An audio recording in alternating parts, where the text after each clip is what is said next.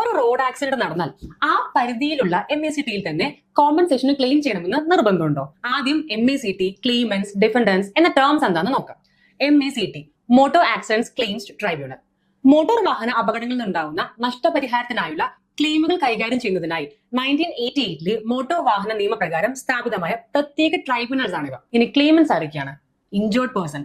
ഇനി മരണം സംഭവിച്ചിട്ടുണ്ടെങ്കിൽ അവരുടെ legal representatives and dependence like minor children, elderly parents. ഇനി ഡാമേജ്ഡ് വെഹിക്കിൾസിന്റെ ഓണേഴ്സ്. ഇനി ഡിഫൻഡൻസ് ആരാണ്? അപകടമുണ്ടാക്കിയ വാഹനത്തിന്റെ ഡ്രൈവർ, വാഹനത്തിന്റെ ഓണർ, ഇൻഷുറൻസ് കമ്പനി.